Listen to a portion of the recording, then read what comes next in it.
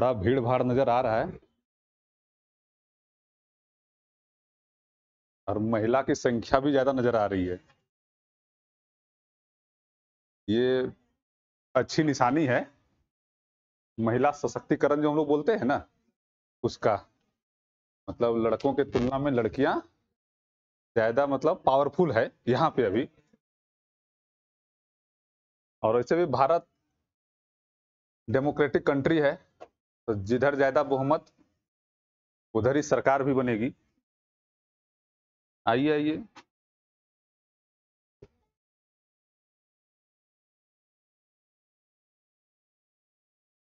और किन्हीं को आना जाना है? अच्छा,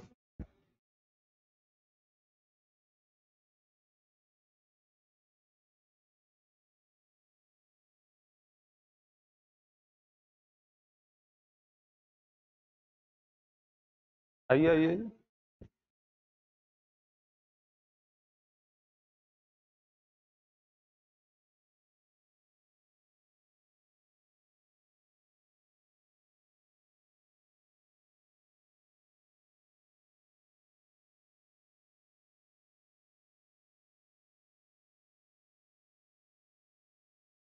हो गया? और भी कोई आएंगे क्या?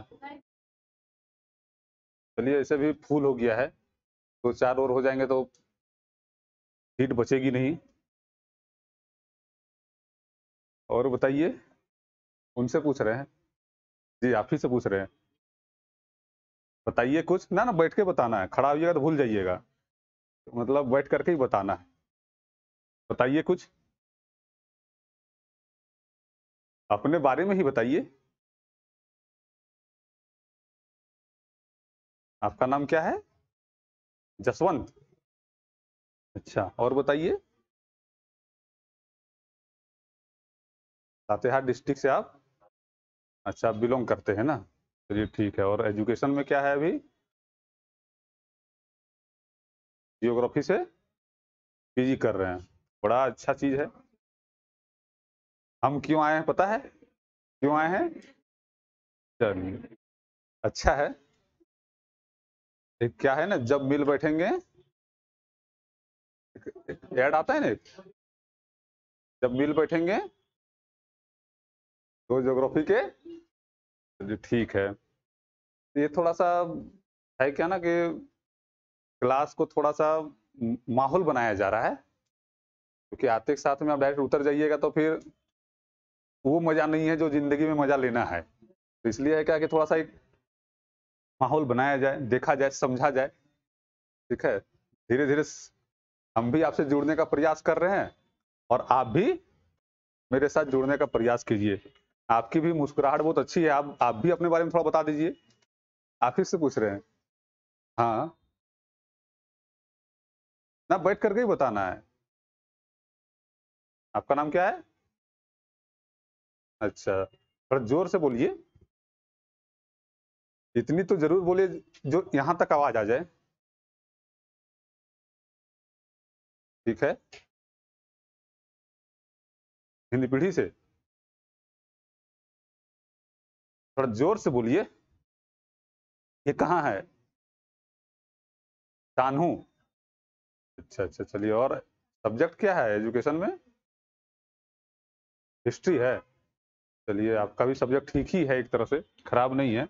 इसमें ग्रेजुएट कितने हो चुके हैं, जो बीए बीएससी ये सब कंप्लीट हो गया है? अच्छा अच्छा अच्छा। और इसके बाद ट्वेल्थ वाले कितने हैं? ट्वेल्थ पास आउट कितने हैं इसमें? ना सब हैं? चलिए ठीक है। टेंथ वाला भी है क्या? नहीं ना है? ठीक। आप लोग, आप लोग का क्या चल रहा है? आप लोग तो किसी कॉलेज में है? अच्छा अच्छा अच्छा, बीएससी वगैरह? तो पीजी कर रहे हैं? अच्छा, कहाँ से? यूजी कर रहे हैं? अच्छा ठीक है।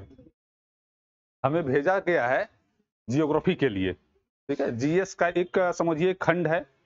जनरल स्टडीज जो पेपर आप लोग पढ़ते होंगे, उसमें मुख्य तौर पर हिस्ट्री, पॉलिटी, जियोग्राफी, इकोनॉमिक्स, और फिर एक तरह से साइंस का जो सेक्शन होता है वो, और उसमें इंक्लूड कर दीजिए करंट अफेयर्स वगैरह, इसको मिला करके। तो उसमें से एक जीएस का पेपर में जो जियोग्राफी का पेपर है, वो पेपर मेरे द्वारा लिया जाएगा। क्लास जो भी चलेगी ज्योग्राफी का वो हमारी ओर से चलेगी।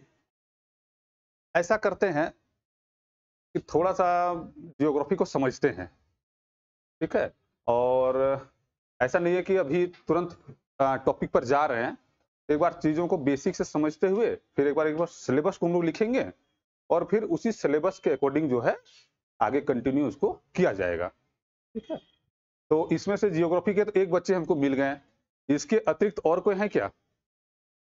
आप भी जियोग्राफी से है, चलिए 2 आप लोग भी जियोग्राफी से है। और कोई? पूछेंगे सवाल नहीं है, बहुत आदमी डर गए होंगे कि पूछा जाएगा। पूछेंगे नहीं, क्यों पूछना मतलब? तो आप लोग अभी किस सेमेस्टर में है? 4 में है। 4 में है, इसका मतलब है कि आप लोग सेकेंड ईयर वाला जो होता था पहले उसमें होंगे। किस सेमेस्टर होता होगा? चलिए आप लोग सेमेस्टर 1 में है। जियोग्राफी की अभी जो एक शुरुआत होगी ना वो कहीं ना कहीं सेमेस्टर 1 से ही होती भी है। जो अभी हम लोग चर्चा थोड़ा सा करेंगे तो सेमेस्टर 1 से ही चर्चा होगा भी। तो आप ही लोग थोड़ा थोड़ा सा बताइएगा ताकि ये लोग भी समझ पाए, और नहीं समझ पाएंगे तो फिर तो हम हैं ही हैं। इसके पहले जियोग्राफी पढ़े हैं? कहाँ पढ़े थे? 9-10 वगैरह में पढ़े होंगे। तो ऑलमोस्ट आप ये मान करके चलिए कि आप जियोग्राफी जो है ना, जैसे जो 11-12 किए होंगे वो तो है ही है, लेकिन 10 तक तो जरूर पढ़े होंगे। और हमें लगता है कि लगभग 60% सिलेबस वही 9th और 10th वाला ही है। ऐसे जो थोड़ा सा रुझान जो कमीशन की ओर रखते होंगे उनको ये भली भांति पता होना भी चाहिए, और हमें लगता होगा भी कि जियोग्राफी एक ऐसा पेपर है। मतलब आप सोचिए कि यूपीएससी तक यदि आप जाते हैं तो उसके लिए कोई विशेष बुक नहीं होती है। सिर्फ और सिर्फ जो है आप 6 क्लास से लेकर के 12 क्लास तक का यदि आप एनसीईआरटी पढ़ते हैं तो समझिए कि पूरा जियोग्राफी एक तरह से क्या हो जाता है, कंप्लीट हो जाता है। यूपीएससी का भी आप क्वेश्चन बनाइएगा तो आपको 6 से लेकर 12 तक पढ़ लीजिए, विशेष करके 9, 10, 11 और 12 पढ़ लीजिएगा तो यूपीएससी का पीटी का सारा क्वेश्चन आपको उसी से टच हो जाएगा। तो जियोग्राफी के लिए बहुत ज्यादा कोई बुक पढ़ने की जरूरत पड़ती नहीं है। लेकिन ऐसे यदि कोई पढ़ना चाहे, ठीक है, तो एक बहुत अच्छी बुक आती है मार्केट में। कभी आगे जा करके आप देखिएगा, अपर बाजार वगैरह में मिलता है, या अग्रवाल जो बुक वाले हैं यहाँ भी आपको मिल जाएगा, पेरियार के नाम से। कभी सुने हैं इसका? पेरियार का देखिएगा एक भूगोल आता है, बहुत अच्छी ज्योग्राफी है वो। मतलब वो एक ऐसा जियोग्राफी का बुक है जो आप किसी की आपकी जरूरत नहीं है, आप उस बुक को लीजिए और उस बुक को पढ़िए तो स्वतः आपको समझ में आ जाएगा। इतना बढ़िया से उसमें मैपिंग वगैरह किया गया है और कंटेंट इतना बेहतरीन तरीके से उसमें डाला गया है, मतलब किसी भी चीज को समझाया जा रहा है, ठीक है, शब्दों में लिखा गया है और फिर उसी के नीचे जो है वो पूरी तरह से वो मैप वर्क किया गया है। तो कभी इस हमें पता है कि यदि आप लोग जाइएगा बुक स्टॉल में और इस बुक को देखिएगा तो हमें कंफर्म पता है कि उस बुक को ले लीजिएगा, क्योंकि इतनी अच्छी वो बुक बनाई गई है। तो जब हम जियोग्राफी को भी स्टार्ट करेंगे तो कोई यदि बुक फॉलो करना चाहे तो सबसे अच्छा चीज है कि आप एक पेरियार का जियोग्राफी ले लीजिए। वो हिंदी और इंग्लिश ये दोनों में ही आता है। तो आप तो एक बुक को फॉलो करते हुए चलिएगा यदि चलना चाहते हैं तो, और नहीं तो फिर तो हम तो यहाँ पे लिखवाएंगे ही चीजों को।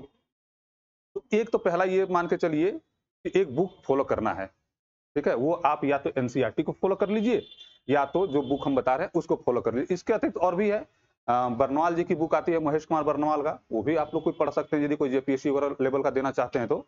और सामान्य तौर पर तो ये ठीक है जो बता रहे हैं। तो एक तो बुक वगैरह के लेकर के जो कुछ एक धारणा रहती है वो यहाँ पर समाप्त एक तरह से करते हैं।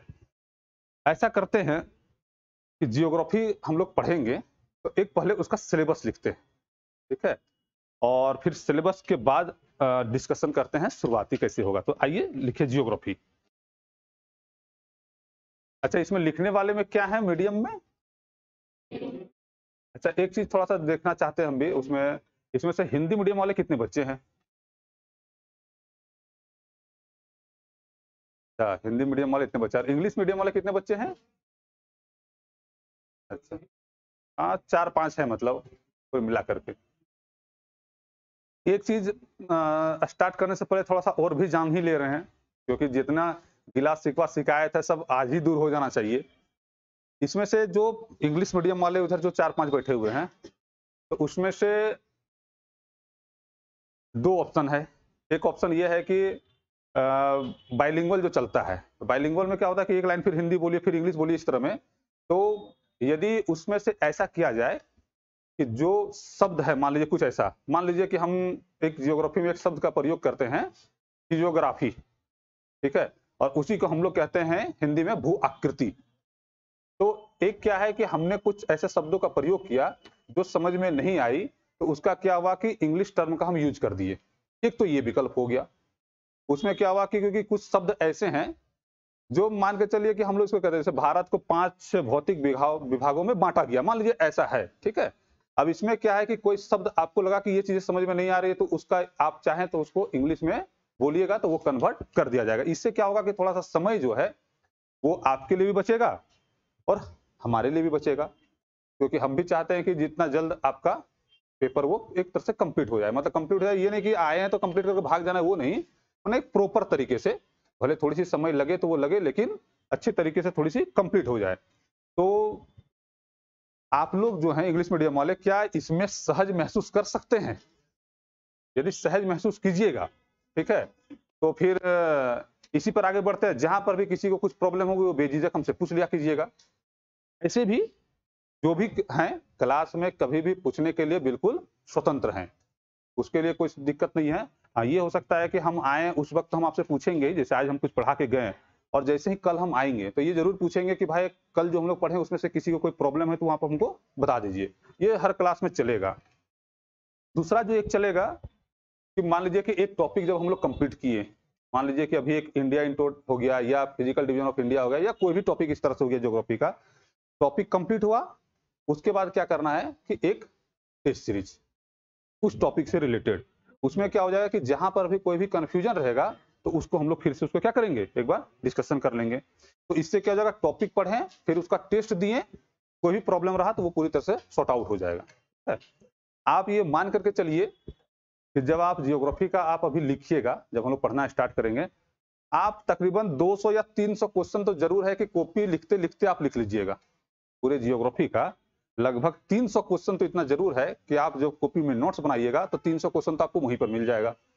और लगभग पूरा जियोग्राफी में 300-400 क्वेश्चन जो टेस्ट सीरीज के रूप में है वो भी आपको मिलेगा। तो लगभग 600-700 क्वेश्चन का एक जो कलेक्शन है ना, वो आपके पास में आपके कॉपी में जरूर रहेगा। वो जब हम लोग लास्ट करेंगे तब इस चीज को देखेंगे तो मिलेगा कि लगभग 600-700 क्वेश्चन से हम लोग अवगत हैं, हम लोग 600-700 क्वेश्चन को जान रहे हैं, ठीक है। तो आइए सबसे पहले एक सिलेबस के रूप में हम लोग पहुंचते हैं। जियोग्राफी लिखिएगा, ठीक है। इस प्रकार से जियोग्राफी लिख करके इसका 2 भाग में पहले डिवीजन कीजिए, फिर समझेंगे कि डिवीजन क्या करना है।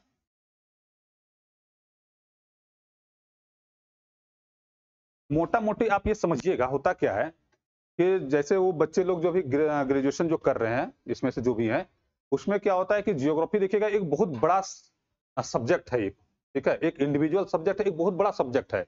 जो सोचिए कि 3 इयर्स कोर्स करते हैं या पीजी में हम लोग लगभग 16 पेपर पढ़ते हैं। पीजी जब कीजिएगा जियोग्राफी में तो 16 पेपर पढ़ना पड़ता है वहां पे। पहले होता क्या था, 8 फर्स्ट ईयर में, 8 सेकेंड ईयर में, अभी सेमेस्टर चलता होगा 4-4 का चलता होगा वो। तो एक बहुत बड़ा ये सब्जेक्ट है, लेकिन क्योंकि हम लोग पढ़ रहे हैं एक जनरल स्टडीज के पेपर के पॉइंट ऑफ व्यू से, तो जब हम लोग इसके पॉइंट ऑफ व्यू से पढ़ते हैं तो और खास करके हम लोग एसएससी लेवल पर पढ़ रहे हैं, ये मान करके चला जाए कि हम लोग जेएसएससी, एसएससी या जो भी कंबाइंड जो कोर्स होते हैं रेलवे वगैरह, उसके पॉइंट ऑफ व्यू से हम लोग सोच रहे हैं अभी। तो यहाँ पे हम लोग जियोग्राफी का मात्र 2 डिवीजन करके पढ़ते हैं। एक हो गया जिसको हम लोग फिजिकल ज्योग्राफी कहते हैं, या उसी को आप वर्ल्ड ज्योग्राफी समझ सकते हैं, और दूसरा जो है उसको हम लोग इंडियन ज्योग्राफी के संदर्भ में पढ़ते हैं। मतलब ज्योग्राफी का क्या होता है, जनरल कंपटीशन में 2 डिवीजन करते हैं। एक फिजिकल, फिजिकल में जैसे ब्रह्मांड की उत्पत्ति कैसे हो रही है, ग्रह क्या है, ग्रह कितने हैं, चट्टान, वायुमंडल, जलमंडल, ये जितने तमाम तरह की चीज पढ़ते हैं ये सभी हो गया फिजिकल। और जब हम लोग पार्टिकुलर रूप से जब इंडियन के बारे में पढ़ते हैं, जैसे भारत में कहाँ पे पर्वत है, कहाँ पे पठार है, कहाँ पे मैदान है, या भारत में ट्रांसपोर्टेशन क्या है, भारत में मिनरल्स क्या है, जब भारत के अलग करके हम लोग पढ़ते हैं तो उसको कहते हैं इंडियन ज्योग्राफी। तो आप जियोग्राफी का जो डिवीजन कीजिएगा उसमें से एक में लिखिएगा फिजिकल ज्योग्राफी और एक में लिखिएगा इंडियन ज्योग्राफी। मतलब एक में भौतिक भूगोल और एक में भारतीय भूगोल।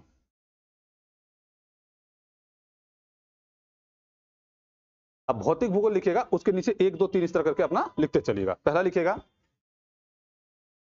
ओरिजिन ऑफ अर्थ, पृथ्वी की उत्पत्ति।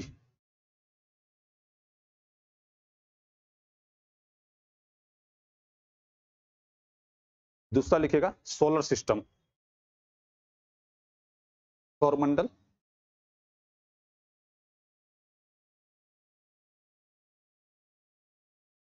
तीसरा लिखेगा रॉक्स, मतलब चट्टान।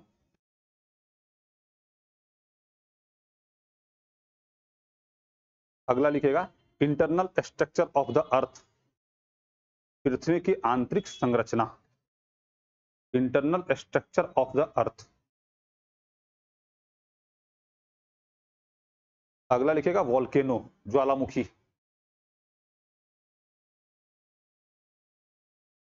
इसके बाद लिखेगा अर्थक्वेक, भूकंप।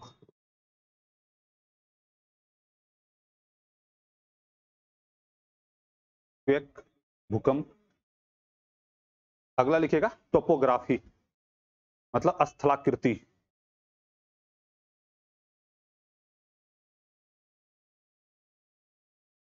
टोपोग्राफी, टोपोग्राफी जहां पर लिखिएगा, टोपोग्राफी का क्या कीजिएगा, इस प्रकार से 3 डिवीजन कीजिएगा। एक में लिखिएगा माउंटेन, एक में प्लेटू और एक में प्लेन, मतलब पर्वत, पठार और मैदान।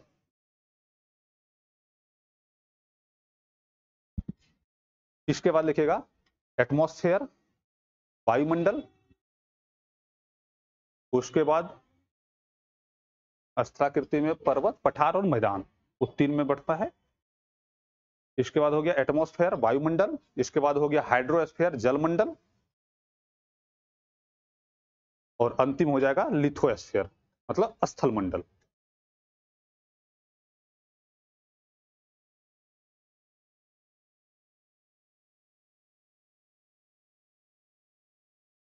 अब चलिएगा इंडियन ज्योग्राफी में।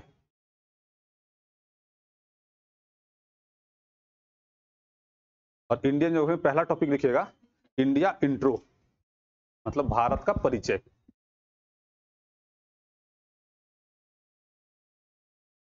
दूसरा लिखिएगा physical division of India, Bharat का भौतिक विभाजन। भारत का भौतिक विभाजन, फिजिकल डिवीजन ऑफ इंडिया। इसके बाद लिखिएगा रिवर सिस्टम, नदी तंत्र। नदी तंत्र इसको कहते हैं, या कहीं कहीं पे भारत की नदियां भी टॉपिक लिखा हुआ मिलता है। अगला लिखिएगा इंडियन क्लाइमेट, भारतीय जलवायु।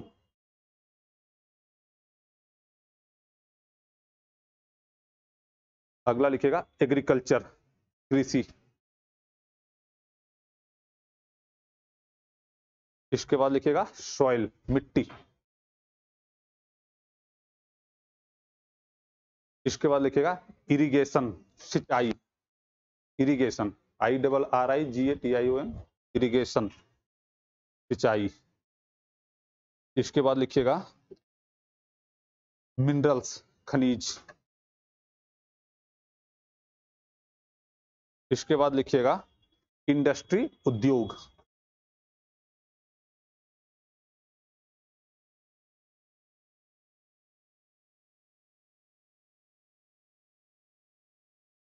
वो क्या लिखे आप? अच्छा, उसके बाद क्या लिखे? अच्छा, अच्छा, दोनों दो चीज है वो, दोनों दो अलग चीज है वो। देखिए, मतलब जहां नहीं सुनिएगा या ना सब पूछ लीजिएगा, नहीं तो कल के दिन कोई कॉपी देखेगा कौन बकलोल आदमी पढ़ा दिया इन लोग को, तो वो सब चीज थोड़ा सा नहीं कीजिएगा। तो उसमें वो औद्योगिक क्या होता है ना, वो डेवलपमेंट में वो इकोनॉमिक्स का चीज है, ठीक है। इसमें इंडस्ट्री सिर्फ पढ़ेंगे, उद्योग पढ़ेंगे हम लोग। मतलब हम लोग इसमें जो पढ़ते हैं ना, वो मुख्य तौर पर पढ़ते हैं कि भारत में इंडस्ट्री क्या है और वो कब कब वो बना है। मुख्य तौर पर जियोग्राफी में ये पढ़ते हैं। लेकिन ये क्योंकि इसमें बहुत सारा जियोग्राफी का ऐसा टॉपिक मिलेगा जो आप इकोनॉमिक्स पढ़िएगा ना, वहां पर भी देखने को मिलेगा। जैसे इंडस्ट्री, वहां पर भी आपको देखने को मिलेगा। जैसे एग्रीकल्चर, वहां पे भी आपको देखने को मिलेगा। तो ये बहुत ऐसे टॉपिक मिलेंगे जो आपको वहां पे नजर आएंगे उसमें। इसलिए शब्द बदलने से पूरा चेंज हो जाएगा वो, तो उसको सिर्फ उद्योग रहने दीजिएगा, ठीक है। इसके बाद लिखिएगा ट्रांसपोर्टेशन, परिवहन। ट्रांसपोर्टेशन, परिवहन। और अंतिम टॉपिक लिखिएगा सेंसस। सेंसस का मतलब जनगणना।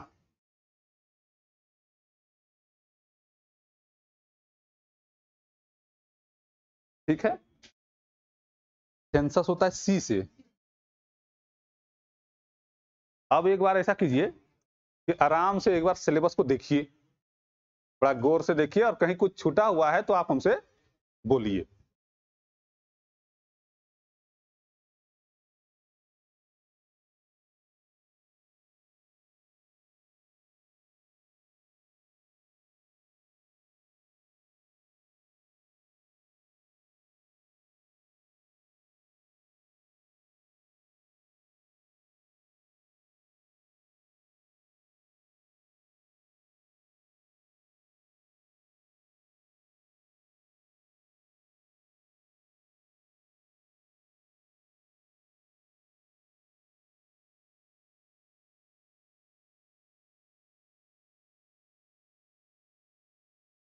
देख लिए, कहीं कुछ छूटा हुआ लग रहा है?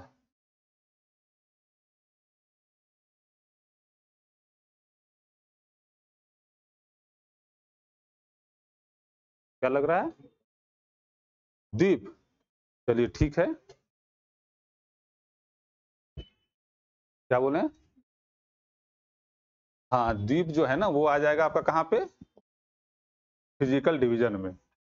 आइलैंड जो है, क्योंकि जब भारत को हम लोग फिजियोग्राफिक डिवीजन जब करेंगे तो उसके टोटल 5 डिवीजन में से एक डिवीजन जो हो जाएगा वो हो जाएगा आइलैंड। तो ये टॉपिक वहां पे कवर करेगा। और छुटा हुआ में नेचुरल। अच्छा एक चीज हाँ छूटा हुआ, जैसे देखिए नेचुरल वेजिटेशन, प्राकृतिक वनस्पति इंडियन वाले में। नेचुरल वेजिटेशन प्राकृतिक वनस्पति। और बताइए।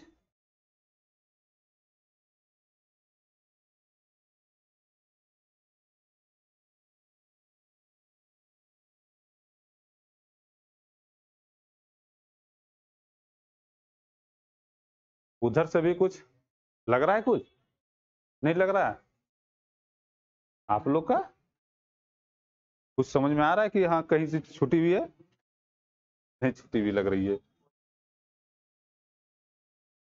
सामान्य तौर पर मान करके चलिए छूटेगा तो फिर आगे देखेंगे, लेकिन एक मोटा मोटी सिलेबस ये है कि हम लोग को इस धारा में आगे बढ़ना है। एक चीज ये है, तो ऐसा करते हैं कि सिलेबस तो लिख लिए, अब कॉपी को बंद कर दीजिए।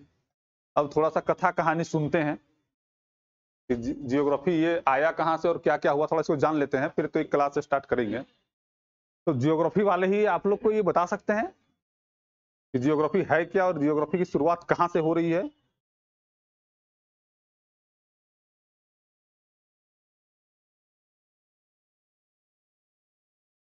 नहीं बता पाइएगा? इधर से कोई थे जियोग्राफी वाले? अच्छा वहां पे थे, बता सकते हैं आप? नहीं ना? एक व्यक्ति का नाम सुने होंगे, सिकंदर, सुने हैं नाम? कहाँ का था ये? यूनान का था। ठीक है, ये किस कॉन्टिनेंट में है? एकदम बेसिक से चलेंगे, जानते? यूरोप में, एकदम बेसिक से चलेंगे। ठीक है, कितने कॉन्टिनेंट है अभी? 7 हैं। कौन कौन सा है? एक एक करके बताइएगा। ये 5 मिलकर के एक का नाम बता दीजिए। एशिया। इधर 6 मिलकर के एक का नाम बता दीजिए। यूरोप। इधर 6-7 मिलकर के एक बताइए।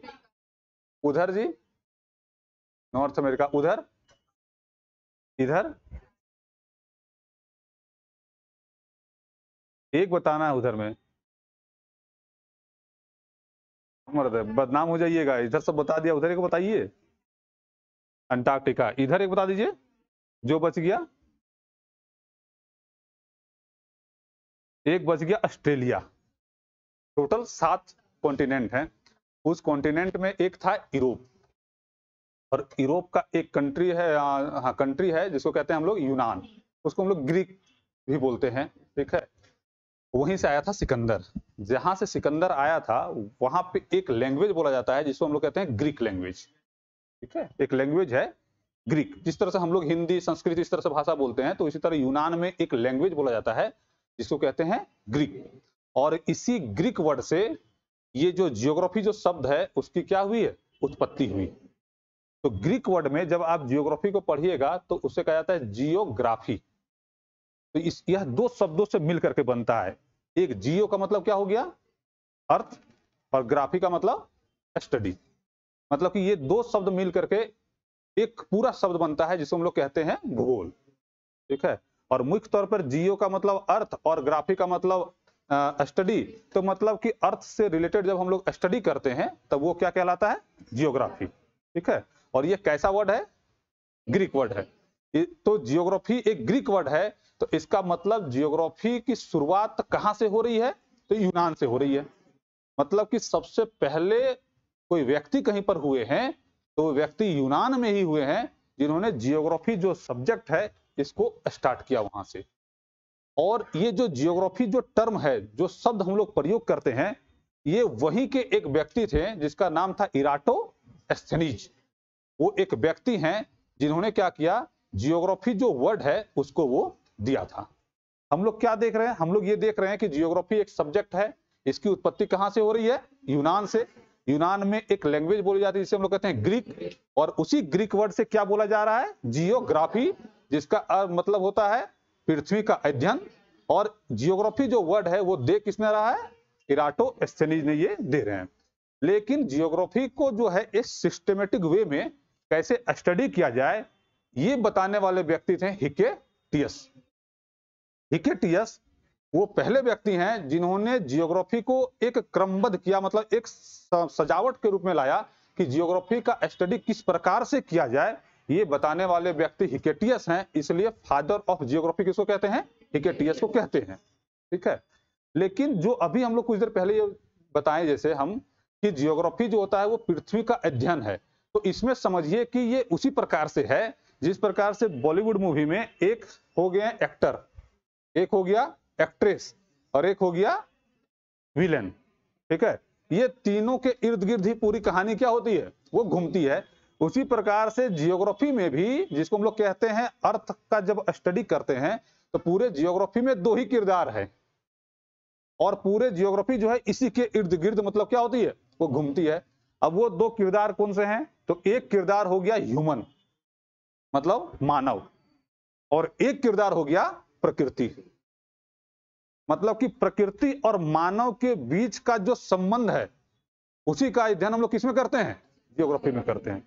मतलब ये दो ही व्यक्ति हैं, यही दो रोल है जिसके पूरे चारों तरफ से जियोग्राफी घूमेगा। जैसे मान लेते हैं कि एक सिंपल सा एक शब्द को लेते हैं, रिसोर्सेस, मतलब संसाधन।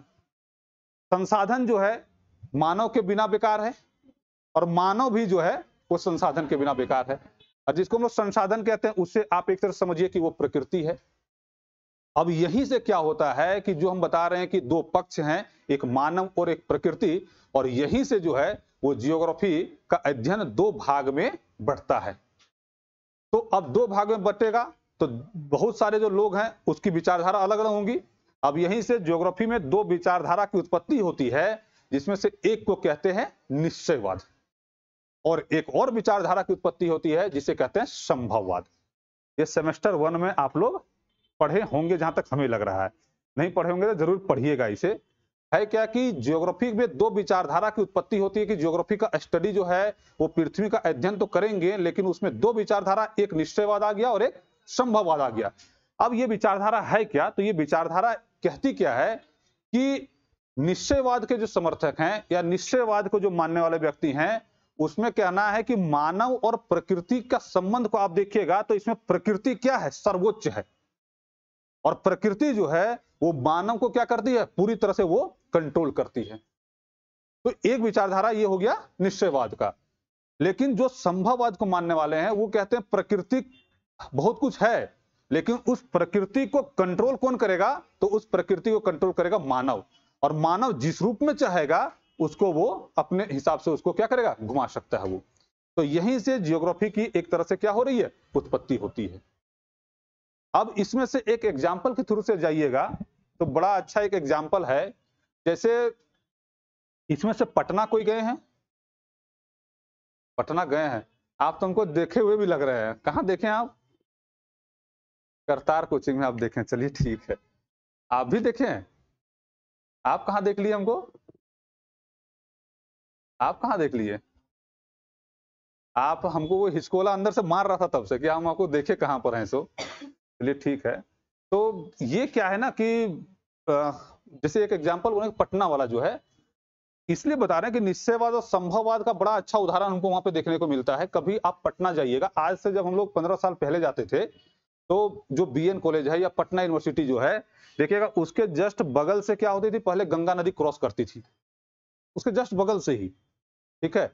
अभी आप जाइएगा तत्काल में, अभी आप जाइए, तो अभी जैसे आप आज जाइए, 2 महीना बाद जाइए, आप एक चीज वहां जाइएगा तो देखिएगा जो गंगा नदी उसके निकट से जो बहती थी ना, वो गंगा नदी दूर दूर तक नजर नहीं आ रही है अब।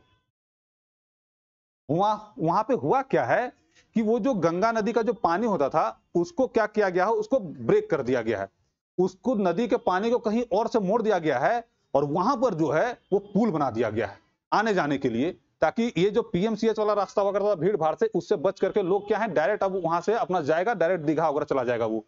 मतलब मानव ने क्या किया, नदी के पानी को, सोचिए गंगा नदी के पानी को उसने ब्रेक कर दिया, और ब्रेक करके उसको दूसरी ओर मोड़ दिया, और वहां पर क्या बना दिया है, पुल बना दिया है। और अभी जो है जहां पे वो पानी हुआ करता था, वहां पर जाइए तो हम लोग घूमते हैं, अभी पूरा बालू है उस तरह से, आप वहां पर घूमिएगा वो।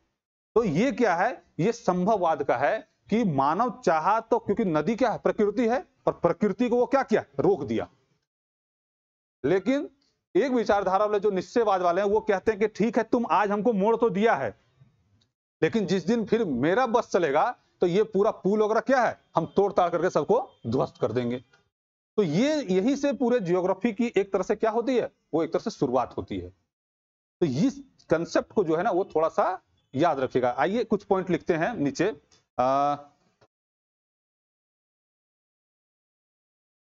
एक दो लाइन लिखते हैं पहले। काहे जी, बहुत ज्यादा गर्मी है, बैठिए बैठिए, उठा दे रहे, पेन भी गिरा आपका। पॉइंट बना के लिखिएगा, ठीक है, ठीक है। भूगोल,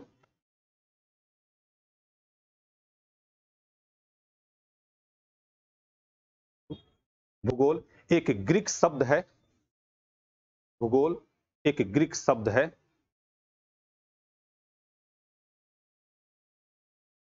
यह 2 शब्दों से मिलकर बना है।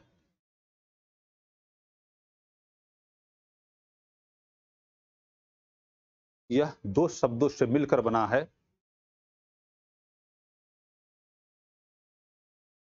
जियो प्लस ग्राफी, जियो प्लस ग्राफी। इसका अर्थ,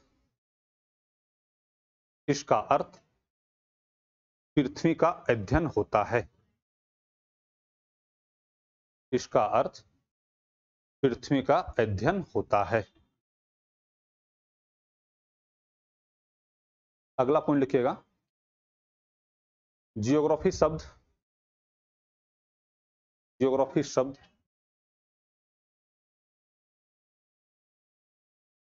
इराटोस्थेनीज के द्वारा दिया गया था। जियोग्राफी शब्द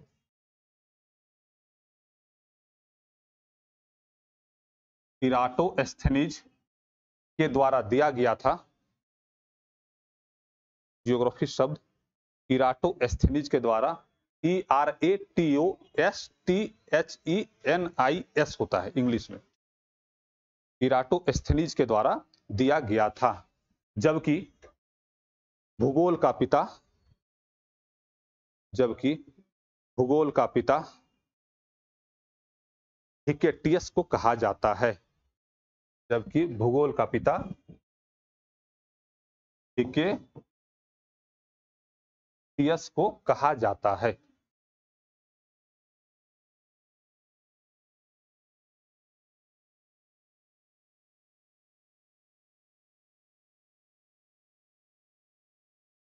यहां तक हो गया।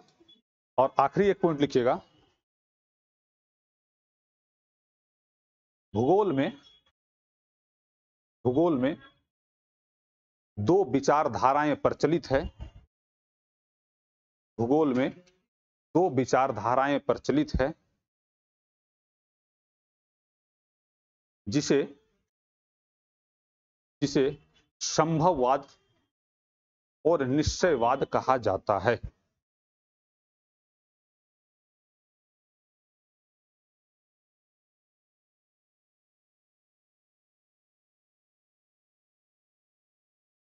दो विचारधाराएं प्रचलित है जिसे संभववाद और निश्चयवाद कहा जाता है।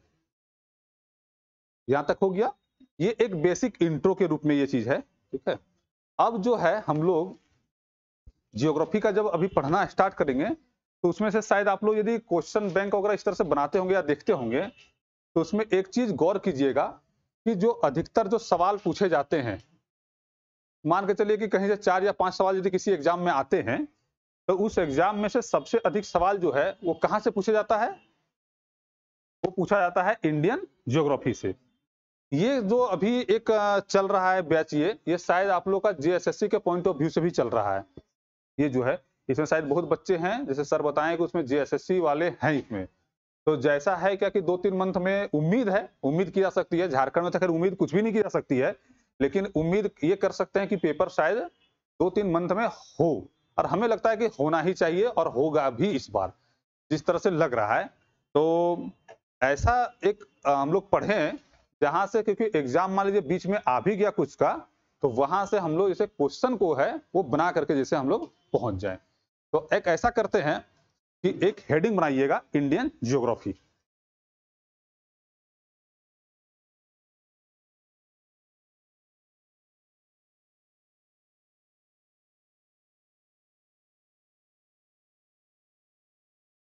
और उसमें हेडिंग बन गया।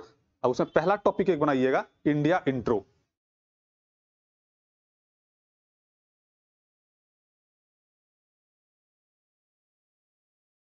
चलिए भारत को जानने का प्रयास करते हैं, ठीक है। भारत में कितने स्टेट? अब जिनसे पूछेंगे थोड़ा वही बताएंगे। कितने स्टेट? 28। कितने यूटी? यूटी समझते हैं, केंद्र शासित। कितने हैं आप जी? कितने यूटी हैं? उधर से 7। चलिए बढ़िया है। उधर से महाराज 8 हैं। 8 में से आप एक का नाम बता दीजिए। आप बैठे बैठे बताना है। अंडमान निकोबार बड़ा खूबसूरत आइलैंड है, कभी गए हैं? नहीं गए हैं, ठीक है। वो सब जगह जाने का है शादी विवाह के बाद, ठीक है। उधर ही जाना है, बता देंगे कहाँ कहाँ जाना है। तो उधर जाइएगा। अंडमान निकोबार बहुत खूबसूरत आइलैंड है वो एक। चलिए ठीक है। उधर से एक बता दीजिए लद्दाख। वो भी बहुत खूबसूरत है। नया नया अभी एक यूटी बना है लद्दाख, ठीक है। 2 हो गया। उधर पूरा नहीं हुआ ये। दमन और दीव और दादरा नगर हवेली, ठीक है। इसमें ब्रैकेट में आप अमित शाह भी लिख सकते हैं, क्योंकि ये उन्हीं का करतूत है जो इतना बड़ा नाम को एक किए हुए हैं पूरा वो। तो पहले 2 यूटी हुआ करता था, जिसमें से एक दमन और दीव और दादरा और नगर हवेली। अभी ये कॉमन हो गया है, मिला दिया गया है, तो पूरा हो जाता है दमन और दीव दादरा नगर हवेली, ठीक है। पहले 2 था। ये एसएससी का एक क्वेश्चन है सीजीएल में शायद 2014 या 15 में, कि दमन और दीव में से दीव निम्न में से किस भारतीय राज्य का हिस्सा है? ये क्वेश्चन कभी मिलेगा आप लोगों को, कोई बता सकते हैं? दमन और दीव में से दीव किस भारतीय राज्य के अंतर्गत वो आता है? कोई बता सकते हैं? ये एसएससी सीजीएल का क्वेश्चन है, क्वेश्चन में बनाइएगा, जरूर मिलेगा। क्वेश्चन नहीं समझे? दमन और दीव एक यूटी हो गया। अब ये जो है किस राज्य के, क्योंकि जो भी यूटी है कहीं ना किसी राज्य के अंतर्गत ही वो है, मतलब उसकी बाउंड्री में है। तो दमन और दीव जो है उसमें से दीव जो है वो किस राज्य में आता है? वो कहां पे आता है? मुंबई या गोवा में आता है। उधर महाराष्ट्र में आता है। और कोई? दमन और दीव में से जो दीव है ना वो आता है गुजरात में। ये इंडिया है ना। ये हो गया दीव और ये हो गया दमन। ये क्वेश्चन पूछा गया था सीजीएल में। दमन और दीव में से दीव जो है वो किस भारतीय राज्य के अंतर्गत, तो वो आता है गुजरात के अंतर्गत। ये सवाल है। तो चलिए ये तो हो गया यूटी कम से कम। और यूटी बताइए इधर से। चंडीगढ़ बड़ा खूबसूरत है वो भी शहर, कभी जाइए, बहुत ईमानदार लोग मिलेंगे आपको चंडीगढ़ में जाइएगा तो। और कोई? दिल्ली, सही बात। अरविंद केजरीवाल को मत छोड़ दीजिए, वो तो अपने आदमी हैं। और पुदुचेरी एक हो गया, और एक लक्षद्वीप। एक आप लोग शायद 2019 में हमें लगता है कि यहाँ झारखंड में एक पेपर हुआ था, शायद एक्साइज वगैरह सिपाही का ऐसा कुछ एग्जाम हुआ था। उसमें एक सवाल पूछा गया था कि आजादी के बाद भी, क्वेश्चन का मतलब हम टेक्निकल में नहीं जा रहे हैं, ये क्वेश्चन ये था कि आजादी के बाद भी कौन सा ऐसा एरिया है जो भारत के अंतर्गत नहीं था, ये क्वेश्चन था। मतलब वहां पे जो ऑप्शन था इस पर बता रहे हैं, जो एग्जाम में आया था, एक्साइज का शायद सिपाही का पेपर हुआ था, उसमें बनाइएगा तो शायद मिल जाएगा उसमें। तो ये था कि आजादी के बाद भी निम्न से कौन सा ऐसा क्षेत्र है जो भारत के अंतर्गत में नहीं था, और उसमें जो हमें लग रहा है कि ऑप्शन में जो था वो यही था, पुदुचेरी या दमन और दीव। मतलब ये दोनों में से एक ऑप्शन ये था कि जो नहीं था, और ये दोनों ही इलाका ऐसा है जो आजादी के बाद भी भारत के अंतर्गत ये हिस्सा नहीं था। एक 1956 में और एक 1961 में जो है इसको शामिल किया गया था भारत में। तो ये था किसके पास में? एक था पुर्तगीज के पास में और एक था फ्रांसीसी के पास में। तो जो अभी आप लोग बताएं, तो जितने 8 यूटी वर्तमान समय में है, तो 8 यूटी में 4 यूटी आपको उत्तर में नजर आएंगे और 4 आपको नजर आएंगे दक्षिण में।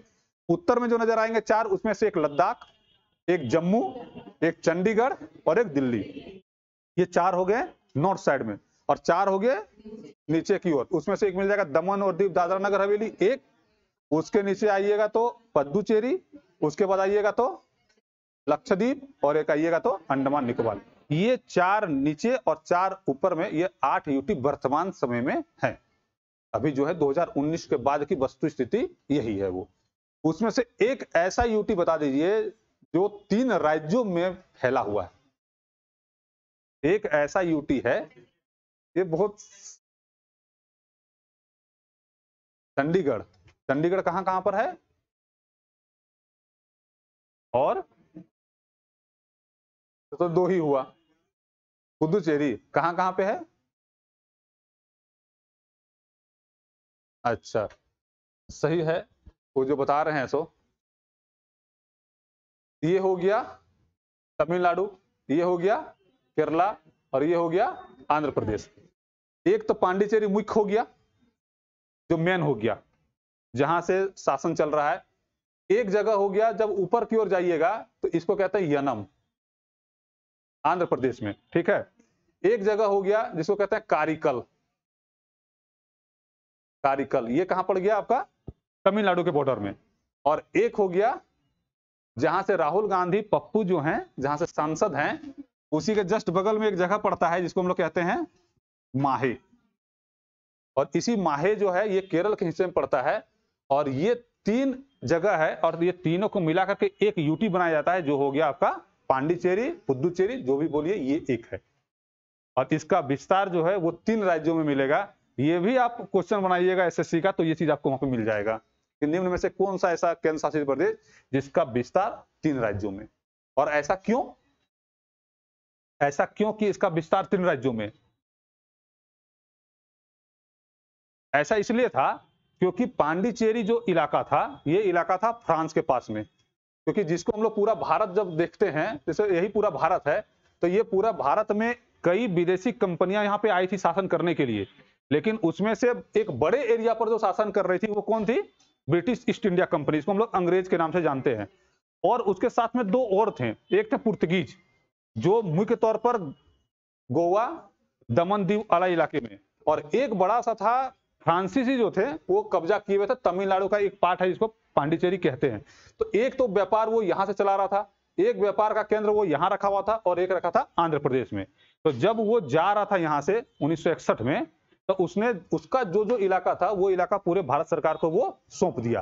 तो क्योंकि तीनों 3 स्टेट में पड़ रहा था, तो भारत सरकार ने क्या किया, उसको तीनों को एक मर्ज करके उसको एक केंद्र शासित बना दिया, ताकि उस तीनों जगह पर शासन कौन करेंगे? तो हम करेंगे, मतलब किसी राज्य के हिस्से में वो नहीं दिया। इसी प्रकार से आपको ये भी नजर आएगा दमन और दीव और दादरा नगर हवेली वाला जो इलाका है कि जब पुर्तगाली के साथ यहाँ पे युद्ध हुआ और युद्ध में जब पुर्तगाली की हार हुई तो जहां जहां उसका इलाका था वो इलाका भारत सरकार अपने कब्जे में किया और फिर उसको उस राज्य के हिस्से में नहीं दे करके उसने अपने कब्जे में उसको रखा, तो उसे कहा गया यूटी। तो टोटल आपको इस तरह से 8 नजर आएंगे। चलिए ठीक है, जान रहे हैं आप लोग बहुत ज्यादा चीज। अब एक है कि थोड़ा सा आइए 28 राज्यों में से आप बता दीजिए केरल का कैपिटल। आप ही फटाफट मतलब एकदम तुरंत बोलिए और पुरस्कार पाइए, वो वाला कहानी है। बता पाइएगा नहीं? आप बता दीजिए केरल का तिरुवनंतपुरम। तमिलनाडु का? आप तो हमको उधर के ही लग रहे हैं, मतलब उधर के नहीं है ना। तमिलनाडु को बताइए। वो दिल पे नहीं लीजिएगा, दिल पे नहीं लीजिएगा कि सच में उधर का भेज रहा है, मतलब वो मजाक कैसे करते हैं। आप बता दीजिएगा असम का। जिनसे पूछें थोड़ा वही बताइएगा। आप बता दीजिए मणिपुर, जल रहा है अभी। आप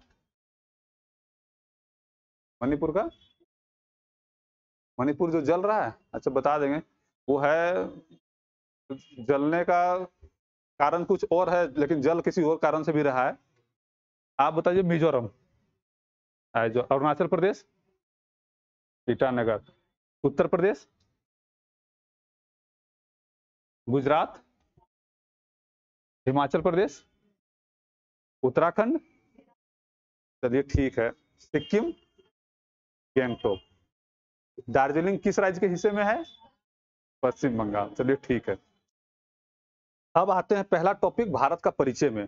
भारत का परिचय आप लोग में से कोई है जो बता सकते हैं कि भारत का क्या अपना परिचय है?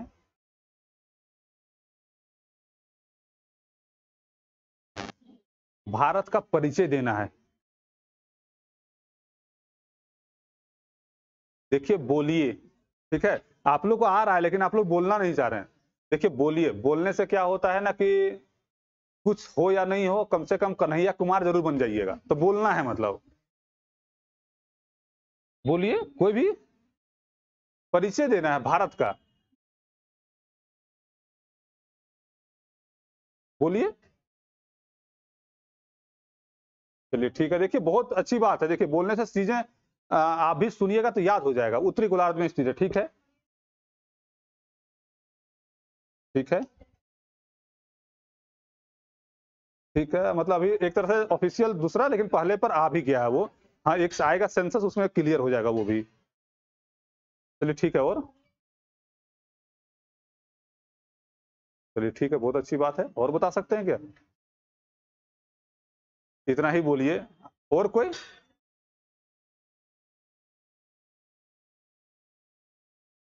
उत्तर में हिमालय पर्वत है, दक्षिण में हिंद महासागर है, बंगाल की खाड़ी है, पश्चिम में अरब सागर है, और हवाएं जब हिमालय से चलती है तो सभी मच्छर चले जाते हैं बंगाल की खाड़ी में।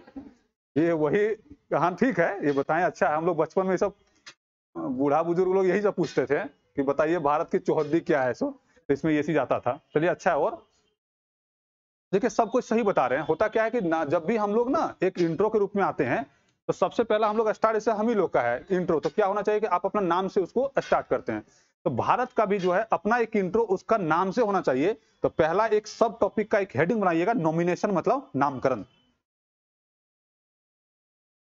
मतलब भारत का परिचय। अब सब टॉपिक बनेगा वहां पे नामकरण। अब जैसे देखिए भारत को अलग अलग नामों से जाना जाता रहा है बहुत प्राचीन समय से। जैसे एक सुने होंगे, भारत नाम क्यों पड़ा?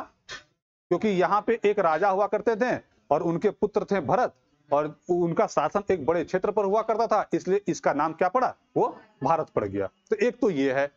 दूसरा है कि जब देखिएगा कि यहाँ पे 6th BC की हम बात करते हैं, मतलब ईसा मसीह के जन्म से जो पहले के हम समय की बात कर रहे हैं, तो 6 BC में जो है इस पूरे भारत का जो इलाका है इसको किस नाम से जानते थे? जम्बू द्वीप के नाम से जानते थे। जम्बू द्वीप इसलिए कहते थे क्योंकि इस भारत जो एक खंड है, इस खंड में जामुन की पेड़ की अधिकता हुआ करता था, इसलिए इसको हम लोग किस नाम से जानते थे? जम्बू द्वीप के नाम से। एक ये भी नाम है। इसका एक नाम आप लोग महाभारत वगैरह देखते होंगे तो वहां पर मिलेगा आर्यावर्त। ठीक है, आर्यावर्त क्यों? क्योंकि भारत में एक सिविलाइजेशन चलता था लगभग 2300 से 2300 बीसी से लेकर के कब तक 1750 बीसी तक। ये एक सिविलाइजेशन था जिसको हम लोग कहते थे इंडस वैली सिविलाइजेशन। और इसी सिविलाइजेशन के बाद में भारत में एक और सिविलाइजेशन डेवलप हुआ जिसको हम लोग कहते हैं वैदिक सिविलाइजेशन। वैदिक का मतलब लगभग आप 1500 से कब से 600 तक। तो ये समय में जो है, क्योंकि ये जो एक सिविलाइजेशन था ये किसके द्वारा डेवलप किया गया था, आर्य लोगों के द्वारा। और आर्य जो हैं वो जिस भूमि में रहते थे इसलिए उसका नाम क्या पड़ गया, उसका नाम आर्यावर्त पड़ गया। तो इस तरह से इसको अलग अलग नामों से जाना जाता रहा है। फिर बाद में आप देखिएगा तो जो अरब के जो वासी थे, जो वेस्टर्न वाले जो हम लोग कहते हैं एशिया वाले, तो वो लोग जो हैं इसको क्या कहा, हिंदू कहा। और हिंदू जिस क्षेत्र में रहते हैं उसको क्या कहा गया, हिंदुस्तान। फिर आगे चल करके देखिएगा कि यूनान से जो लोग आए उसको क्या कहा, इसको इंडिया कहा, क्योंकि इंडस रिवर के आसपास में जो लोग बसते हैं उसके नामकरण को लेकर क्या किया, इनको इंडिया कहा गया। तो ये एक बेसिक इसका एक परिचय क्या होता है, एक स्टार्ट होता है। तो आइए 2-3 पॉइंट इसमें लिखिएगा। देखिए 6th बीसी में, 6th बीसी में, 6ठी शताब्दी में, 6ठी शताब्दी में भारत को जम्बू द्वीप के नाम से जाना जाता था। जम्बू द्वीप के नाम से जाना जाता था क्योंकि इस क्षेत्र में जामुन का पेड़ अधिक हुआ करता था।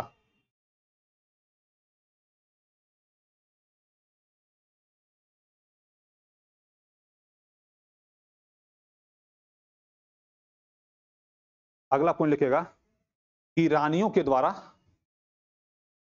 ईरानियों मतलब जो ईरान, खास करके जिसको हम लोग वेस्टर्न एशिया कहते हैं वो वाला इलाका, ईरानियों के द्वारा हिंदुस्तान शब्द का प्रयोग किया गया। ईरानियों के द्वारा हिंदुस्तान शब्द का प्रयोग किया गया।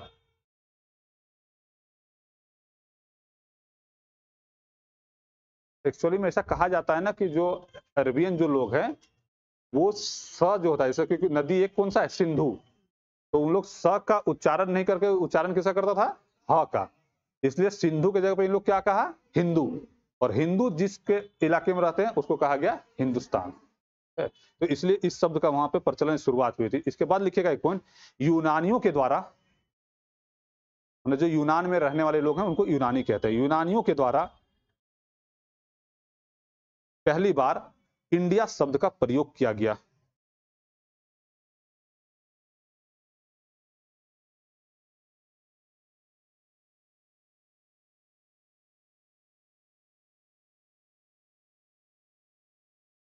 ये हो गया। अब एक सब टॉपिक फिर बनाइएगा और उसमें लिखिएगा लोकेशन।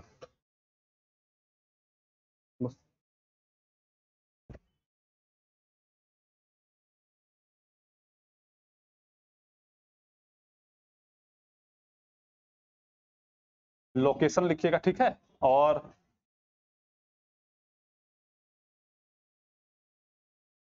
लोकेशन लिख लिए, चलिए ठीक है।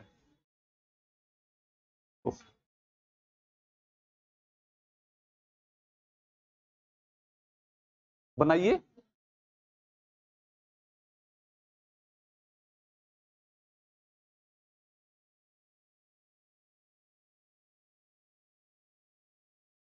इतना बना करके छोड़ दीजिएगा।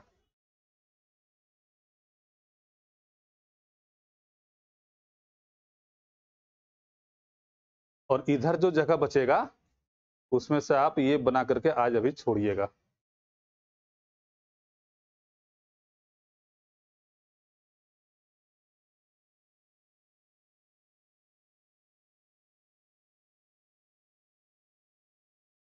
एक आध सौ मैप तो जरूर बना लीजिएगा भारत का।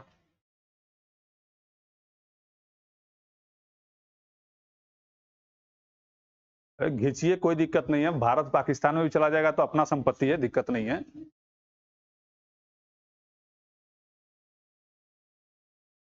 बना।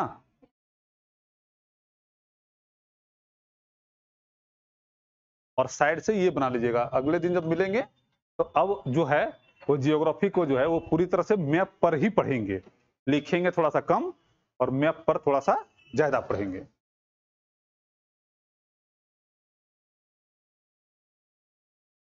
यहां तक हो गया।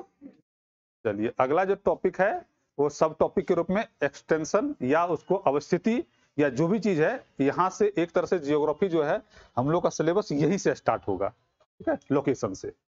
तो मिलेंगे, आज कौन सा दिन है? वेडनेसडे। हम मिलेंगे फ्राइडे के दिन। एक प्रयास कीजिएगा कि थोड़ा सा जो बुक बोले हैं उस बुक को ले लेने का, ठीक है। मार्केट जाइएगा, देखिएगा चीजें मिल जाएगी वहां पे, तो उसमें क्या हो जाएगा, आसान हो जाएगा। दूसरा ये भी कर सकते हैं कि जिनको मैप बनाने में परेशानी है वो मैप ले लीजिएगा। मार्केट में आता है 1 रुपया 2 रुपया में, वो मैप लेकर के आइएगा, तो बनाने में परेशानी नहीं होगी। चलिए ठीक है, धन्यवाद।